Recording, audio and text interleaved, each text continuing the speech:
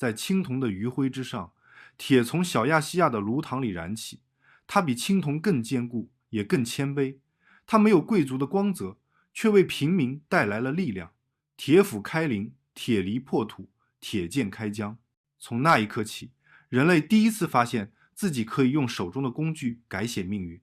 铁让人征服自然，也让人彼此征服。它既是文明的起点，也是野心的开始。希腊和罗马的故事，便是人类学会驯服自己力量的故事。在铁与血的现实之上，他们尝试用制度、法律与信仰去建造一座更高的城。希腊的山和海把人分散，也迫使他们独立。没有大江大河的哺育，也没有帝王的庇护。每一个城邦都要学会自己讨论命运。他们先有君主，再有贵族。贵族过度了，便出现建主。建主滥用了，人民便索要公民大会。就这样，权力一步步从少数的手中流向了多数。重甲步兵的方阵让战争第一次有了平等的影子。当农人和工匠肩并肩冲锋时，他们开始意识到，既然在战场上人人平等，那在和平时期也理应有发声的权利。斯巴达以纪律求安全，雅典以辩论求共识，梭伦减轻债务，克里斯提尼重组公民，伯里克利让权力惠及平民。自由不再是激情的呐喊，而被写入了律法。民主不再是偶然的集会，而成为历史的常态。自由从不是放纵，它赋予人争论的勇气，也教会人服从与克制。它是一种有序的美德，让激情得以节制，让少数的智慧与多数的判断彼此成全。当波斯的军队横越海峡，希腊的小城邦以非凡的意志守住了独立。马拉松的冲锋，温泉关的死守，萨拉米斯的奇迹，拯救了西方的自由，也让雅典成为地中海的心脏。胜利带来荣耀，也带来野心。提洛蒙的金银堆出了帕台农神庙，也堆出了战争的火药。斯巴达的戒律与雅典的自由如昼与夜般对立。伯罗奔尼撒的战火烧掉了希腊的青春。每一个黄金时代都在节制与骄傲之间摇摆。当节制被享乐侵蚀，繁荣便化作奢靡，自由也走向放纵。于是胜利的光辉掩盖了败亡的阴影，城邦在凯旋中崩塌。那是人类第一次学到，自由若无自我约束，繁荣终将反噬自身。马其顿的骑兵打碎了希腊的疆界，亚历山大用剑与理想把世界连成一体。他让希腊的语言成为商人的语言，让哲学成为跨越民族的思想。在亚历山大的城市中，图书馆与市场并立，思想与财富第一次在同一屋檐下呼吸。欧几里得描绘出几何的秩序，阿基米德在浴池中发现自然的法则，那是理性最明亮的一刻。当帝国取代了城邦，公民化作了臣民，当政治沦为宫廷的记忆，于是人们仰望宗教，仰望星辰。斯多亚教人自守，犬儒教人简朴。密特拉与伊西斯许诺来世的安宁。人征服了世界，却仍未征服内心的荒原。罗马生于台伯河畔，却用道路将世界缝合。军团赋予他力量，法律赋予他秩序，公民权赋予他延续的灵魂。罗马帝国不靠神奇，而靠制度。它的征服不止疆土，更在人心。罗马教会后世的不是统治的技巧，而是如何让权力变成一种秩序。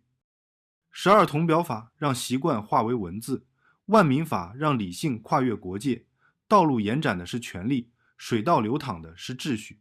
当法律与桥梁同样坚固，罗马的和平不再是一场奇迹，那是制度第一次取代神话，成为人们心中最可靠的明天。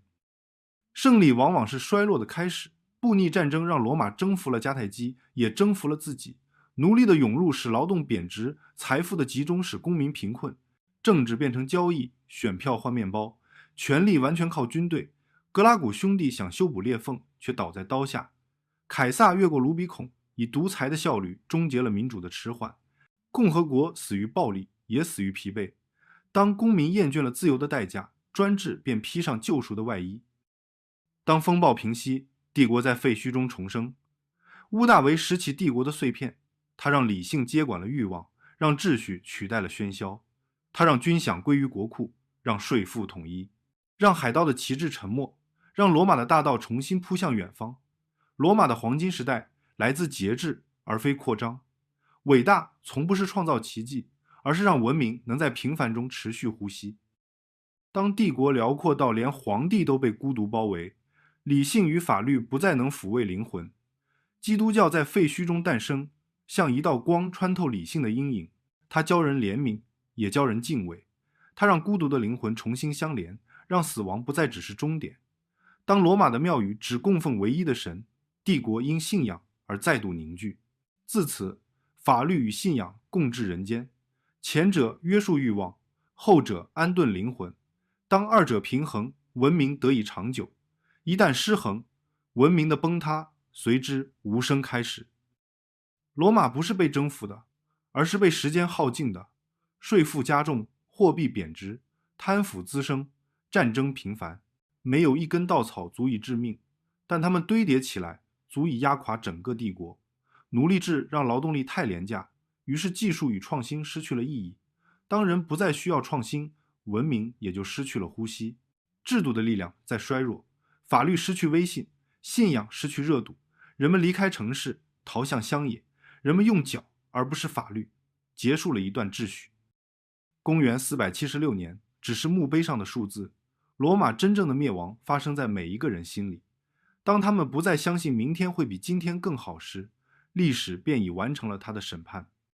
希腊告诉我们，自由需要理性与节制；罗马告诉我们，秩序需要规则与耐心；宗教告诉我们，法律之外还需要一点宽恕。文明的成熟不在力量的大小，而在能否驾驭自己的力量。节制是自由能长久存在的原因，克制是繁荣不至于毁灭的秘密。如果我们能在差异中保持尊重，在富足时仍懂得谦逊，在胜利后不忘分寸，历史也许就会再给人类一次机会。铁让人类获得力量，智慧教人使用力量，但人类常记得征服，却忘了克制。每个文明的命运各不相同，而他们的衰亡却惊人的相似。技术能改变生活，却无法改变人心。当权力失去约束，当贪婪取代信仰，当理性屈从于欲望，历史的车轮便再次将这一切碾成废墟。我们一再的在废墟上重建，一再的相信这次会更明智。可历史从未宽恕人类的自信，它只是静静的等待故事再一次重演。好了，这一期视频就到这里。